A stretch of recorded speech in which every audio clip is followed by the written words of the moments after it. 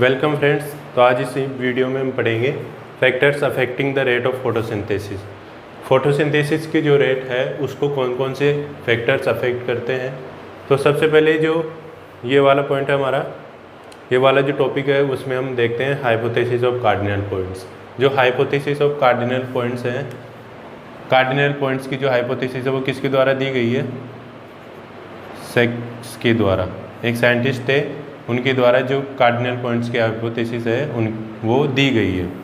अब उन्होंने क्या कहा कि जो भी प्रोसेस है उस प्रोसेस को कुछ फैक्टर्स अफेक्ट करेंगे, तो उन फैक्टर्स की वैल्यूज़ होती है, वो वैल्यूज़ कितनी क्या होगी? मिनिमम होगी, ऑप्टिमम होगी और मैक्सिमम होगी।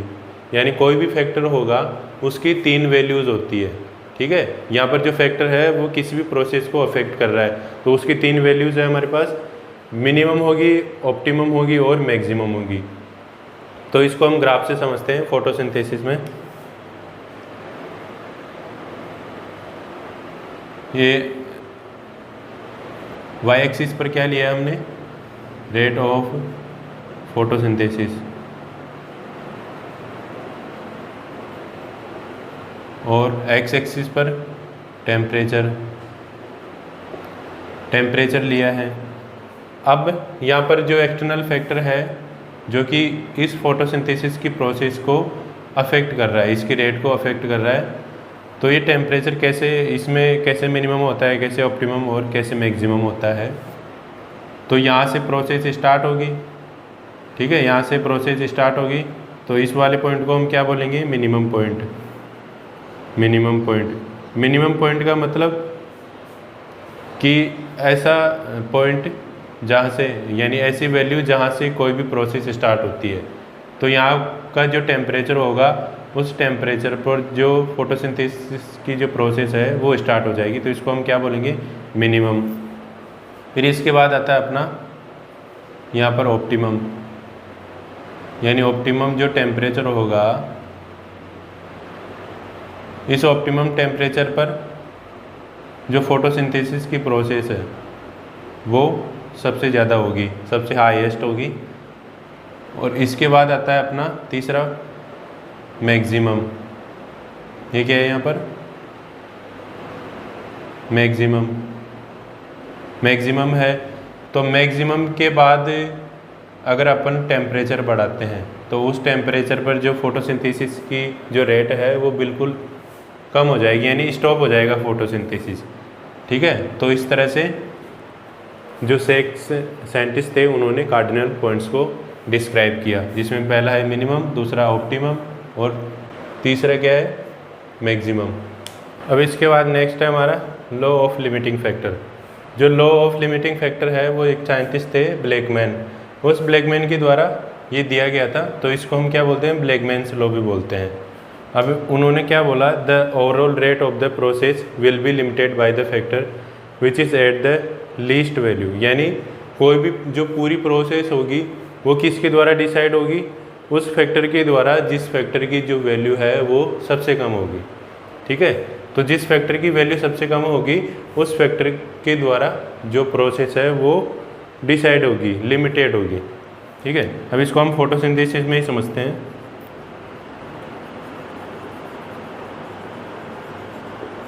हमारे पास जो फोटोसिंथेसिस है उस फोटोसिंथेसिस को कुछ फैक्टर्स डिसाइड करते हैं। तो हम यहाँ पर 4 फैक्टर्स ले रहे हैं।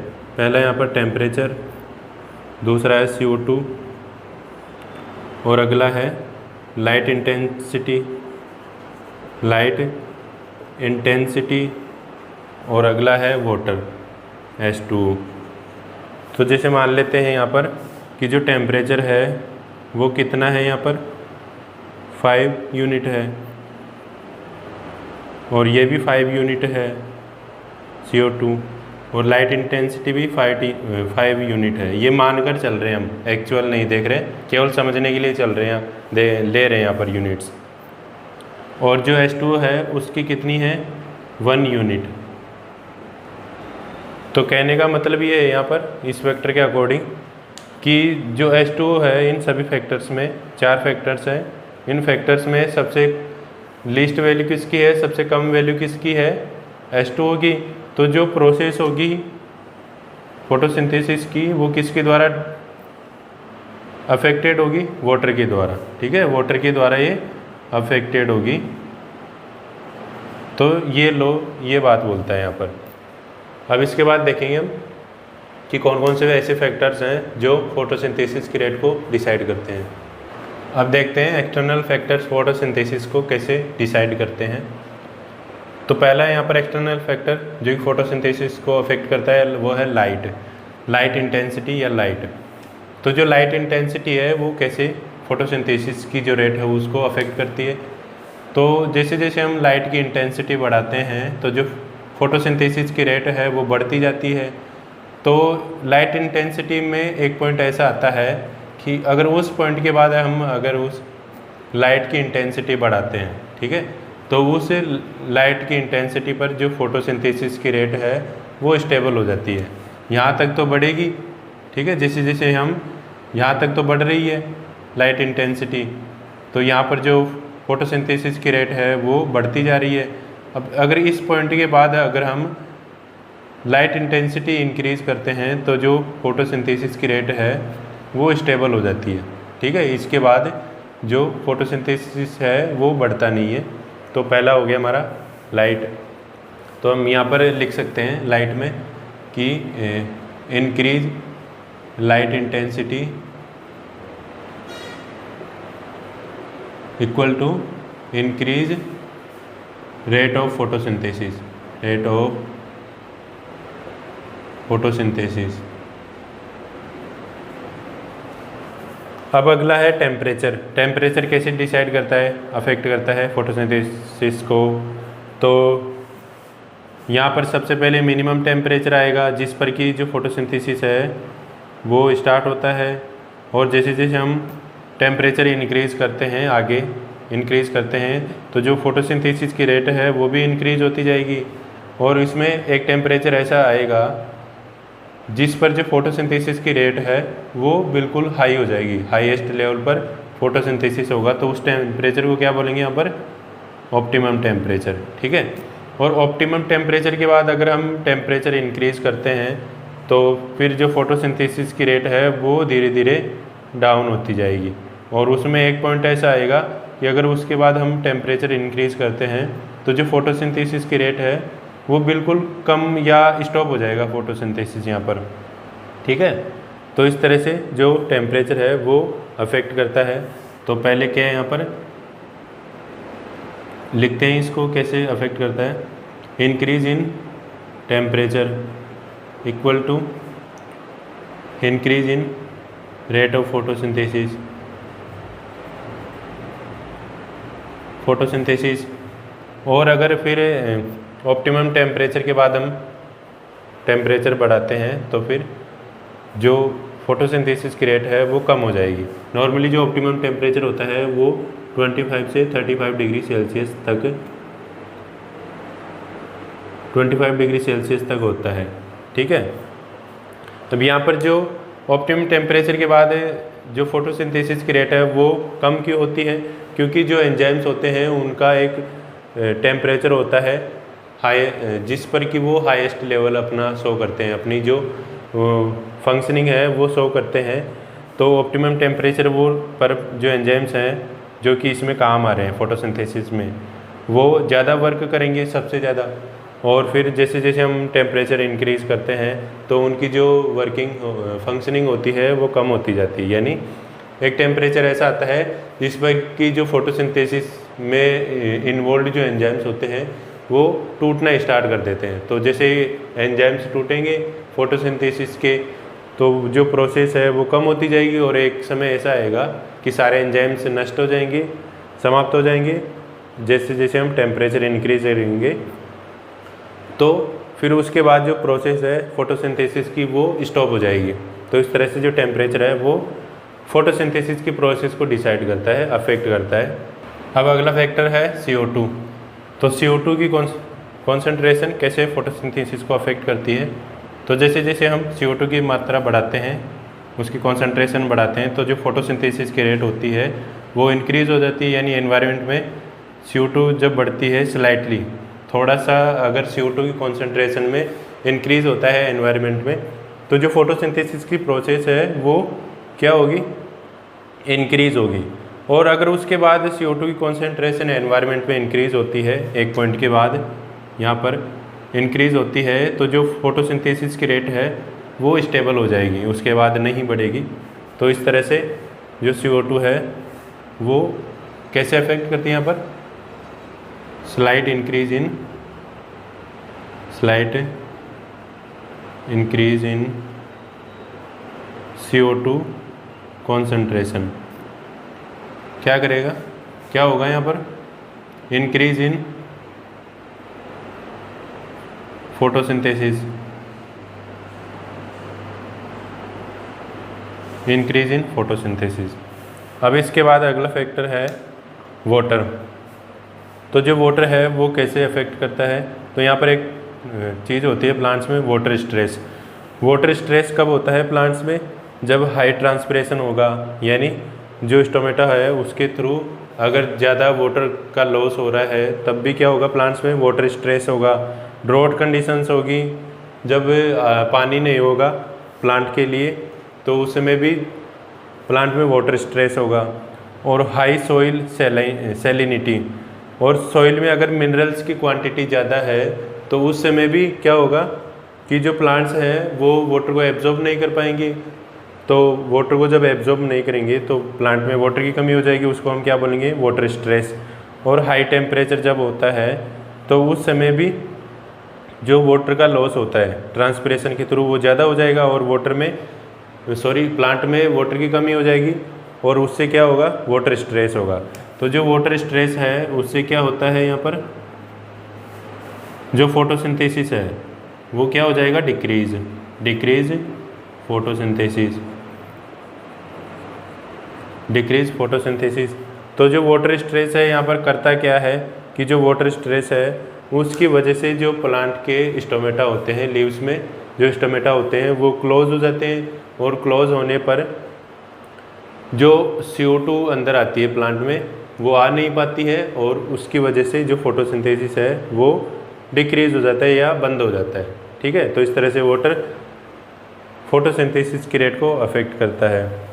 अब इसके बाद आता है अगला फैक्टर मिनरल्स। तो मिनरल्स में जब उनकी ऑप्टिमम कॉन्सेंट्रेशन होती है तो उस ऑप्टिमम कॉन्सेंट्रेशन पर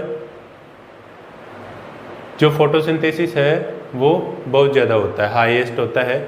तो इसमें पर्टिकुलरली किसकी कॉन्सेंट्रेशन ऑप्टिमम होनी चाहिए, पोटेशियम की।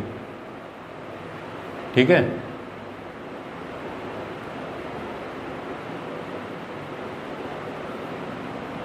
पोटेशियम, यानी पोटेशियम फोटोसिंथेसिस के लिए ज़रूरी होता है। तो इस तरह से जो एक्सटर्नल फैक्टर्स होते हैं वो फोटोसिंथेसिस को अफेक्ट करते हैं। अब इसके बाद आएंगे इंटरनल फैक्टर्स यानी जो प्लांट के अंदर के ऐसी स्ट्रक्चर्स या ऐसी थिंग्स प्लांट के अंदर जो कि उसको इंटरनली अफेक्ट करती है। ठीक है, उसके फोटोसिंथेसिस की रेट को इंटरनली अफेक्ट करती है। अब बात करते हैं इंटरनल फैक्टर्स के द्वारा फोटोसिंथेसिस कैसे अफेक्ट होता है। तो उसमें सबसे पहले नंबर आता है क्लोरोफिल का। तो जब प्लांट्स में क्लोरोफिल यानी लीव्स में क्लोरोफिल की मात्रा कम होती है तो जो फोटोसिंथेसिस की रेट है वो भी कम हो जाती है। यानी जो पीली पत्तियां होती है, येलो लीव्स, उनमें क्लोरोफिल की मात्रा कम होती है, तो उनमें फोटोसिंथेसिस बिल्कुल कम हो जाता है, और उसकी वजह से वो प्लांट से अलग हो जाती है। और जिन भी प्लांट में अगर क्लोरोफिल की मात्रा कम है तो उन प्लांट्स में जो फोटोसिंथेसिस है वो कम होगा। अब यहाँ पर एक टर्म आती है इसमें क्लोरोफिल में, फोटोसिंथेटिक नंबर।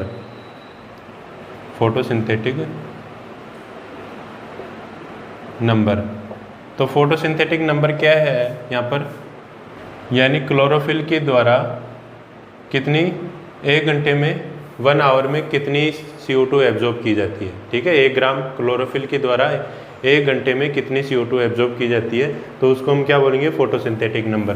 CO2 एब्जॉर्ब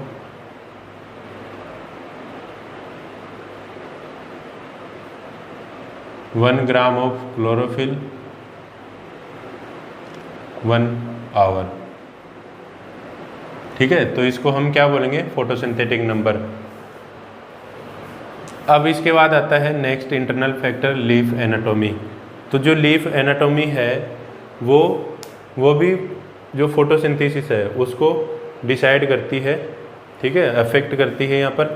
तो लीफ एनाटॉमी में क्या देखते हैं हम, exposed area of the leaf to the sunlight, यानी जो लीफ का एरिया है, कितना एरिया सनलाइट में एक्सपोज हो रखा है, तो उसके बेसिस पर उसमें जो फोटोसिंथेसिस की जो रेट है वो डिसाइड होगी। अगर जो लीफ है उसका ज़्यादा एरिया सनलाइट की तरफ है, ठीक है, सनलाइट में एक्सपोज हो रखा है, तो उससे क्या होगा, जो फोटोसिंथेसिस है वो इंक्रीज हो जाएगा। और अगर जो लीफ है वो छाया में है, क्या दूसरे प्लांट की छाया में है, तो वहाँ पर क्या होगा, जो लीफ है वो एक्सपोज नहीं होगी, और एक्सपोज नहीं होगी सनलाइट में, तो फोटोसिंथेसिस कम हो जाएगा। और इस तरह से जैसे जिन प्लांट्स की लीव्स बड़ी होती हैं, उन प्लांट्स की जो लीव्स हैं वो सनलाइट में ज़्यादा एक्सपोज होती हैं, तो उससे भी जो फोटोसिंथेसिस है वो इंक्रीज हो जाता है। अब अगला है हमारे पास chloroplast number in mesophyll cells. Mesophyll cells में क्लोरोप्लास्ट का नंबर कितना है, क्लोरोप्लास्ट का नंबर जितना ज़्यादा होगा और उनकी वहाँ पर अरेंजमेंट कैसा है मीजोफिल सेल्स में, वो भी डिसाइड करता है। तो क्लोरोप्लास्ट नंबर अगर ज़्यादा होगा मीजोफिल सेल्स में, तो जो फोटोसिंथेसिस है वो इंक्रीज हो जाएगा, ठीक है। और अगर क्लोरोप्लास्ट नंबर है कम है मीजोफिल सेल्स में, तो वहाँ पर फोटोसिंथेसिस कम हो जाएगा। और तीसरा पॉइंट है, तीसरा इंटरनल फैक्टर है एक्यूमुलेशन ऑफ एंड प्रोडक्ट्स। अगर जो प्लांट है, ठीक है, फोटोसिंथेसिस होता है प्लांट में, तो फोटोसिंथेसिस के लास्ट में एंड प्रोडक्ट बनता है, यानी ग्लूकोज बनता है CO2 का फिक्सेशन के बाद, ठीक है। तो वो जो ग्लूकोज है अगर वो लीफ से बाहर नहीं जा रहा है, ठीक है, लीफ से दूसरे जो प्लांट के ऑर्गन्स हैं, जो दूसरे स्ट्रक्चर्स है, वहाँ पर अगर वो पहुँच नहीं रहा है, लीफ में ही बैठा हुआ है, तो उससे क्या होगा, जो फोटोसिंथेसिस है वो क्या होगा, रुक जाएगा, वहाँ पर कम हो जाएगा। तो एक्यूमुलेशन ऑफ एंड प्रोडक्ट क्या है यहाँ पर, ग्लूकोज या कार्बोहाइड्रेट भी बोल सकते हैं, जैसे स्टार्च हो गया, ठीक है। तो एंड प्रोडक्ट क्या करेंगे यहाँ पर, डिक्रीज फोटोसिंथेसिस। तो ये कुछ इंटरनल फैक्टर्स हैं जो कि फोटोसिंथेसिस को अफेक्ट करते हैं। आई होप आपको वीडियो समझ में आया होगा। अगर इसमें कुछ डाउट हो तो आप कमेंट सेक्शन में पूछ सकते हो। और वीडियो अगर पसंद आई है आपको तो इसको लाइक कीजिए, अपने दोस्तों को शेयर कीजिए जिनको इस टॉपिक की ज़रूरत है, 12th क्लास में जो पढ़ते हैं, जो नीट की तैयारी कर रहे हैं या फिर जो BSc में है, तो उनको आप भेजिए इस वीडियो को और मेरे चैनल को सब्सक्राइब कीजिए। Thank you.